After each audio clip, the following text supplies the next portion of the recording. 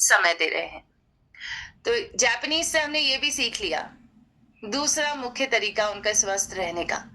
और तीसरा रहस्य जो मैं आपके बीच में शेयर करना चाहूंगी, जिसके कारण जापानीज बहुत स्वस्थ अपने आप को पाते हैं, वो है पावर ऑफ मूवमेंट।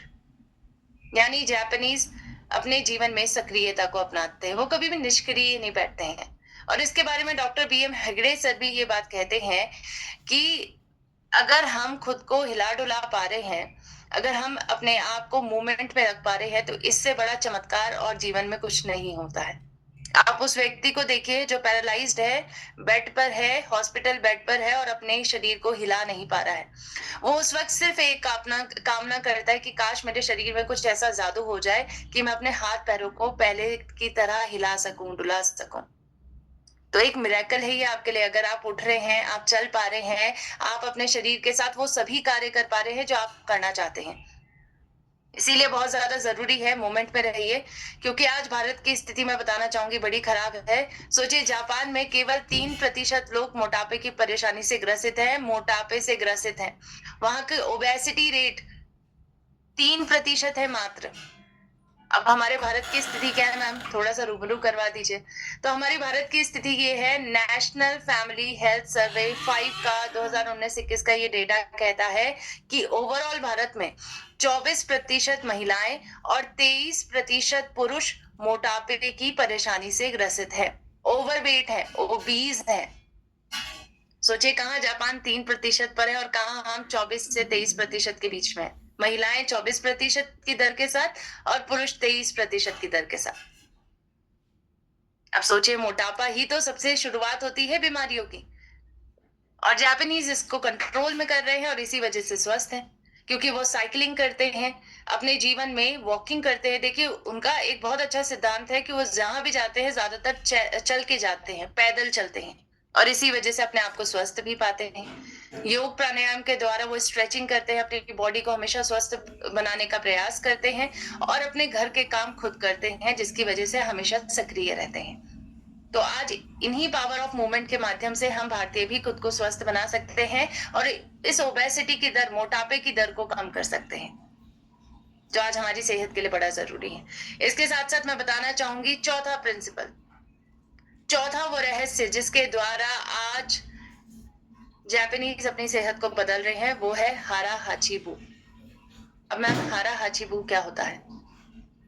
हारा हाचीबू का मतलब क्या है? हारा हाचीबू का मतलब है कि तब तक खाओ जब तक आप 80% तक संतुष्ट ना हो जाओ। इस रूल को अपने जीवन में जरूर अपनाना है। अधिक खाने से, क्योंकि हमेशा आपका शरीर सुस्त हो जाता है, आलस्य बढ़ता है, इसीलिए हमेशा इस बात का ध्यान रखिए कि आप तब तक खाना खाइए जब तक आपका पेट 80% तक भर ना जाए। अब एक बहुत बड़ा प्रश्न यहाँ पर आता है, मैम हमें कैसे पता चलेगा कि हमारा पेट 80% तक भर गया है? इस बात को समझने के लिए आपको कुछ आदतों को अपने जीवन में अपनाना होगा, जिसके द्वारा आप इस बात को समझ सके कि आपका पेट 80% तक भरा है या नहीं भरा है। और उसके लिए आपको अपने मस्तिष्क को थोड़ा सा वक्त देना होगा खाते हुए, इस बात को प्रोसेस करने के लिए कि आप कितना खा रहे हैं, आपका पेट कितना भरा है, कितना और खाना खाने की जरूरत है। और इसके लिए अगर आप अपने मस्तिष्क को थोड़ा सा वक्त देना चाहते हैं ना, तो उसके लिए खाने को थोड़ा सा स्लोली स्लोली करके खाइए। जी हाँ, आराम से खाइए। कहते हैं ना, कहीं ट्रेन नहीं छूट रही है किसी भी व्यक्ति की, हम खाएंगे तो आराम से खाना खाएं, अपने लिए खाने के लिए वक्त निकालिए। अब देखिए, प्रॉब्लम ये है कि आज वक्त ही नहीं है।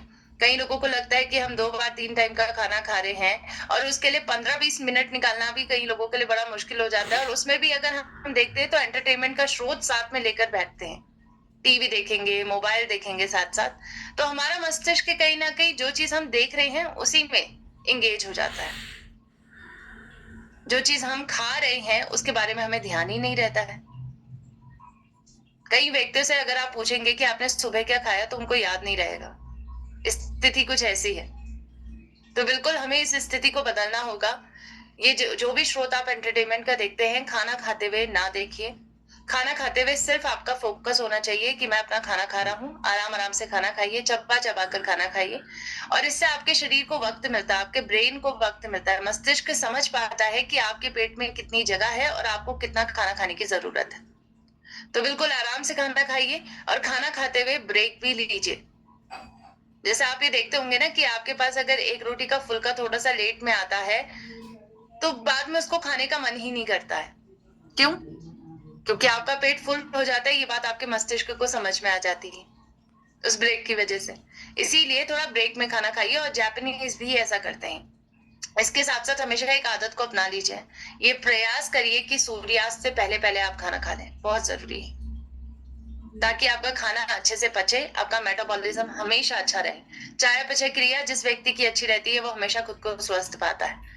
इसके साथ-साथ हमेशा बैठकर खाना खाइए। सोचिए हमारी भारत की संस्कृति भी हमेशा इस बात को कहती थी और पहले से हम इस आदत को अपनाते थे कि हम पालती मार के सुखासन में या पद्मासन में बैठ के खाना खाते थे।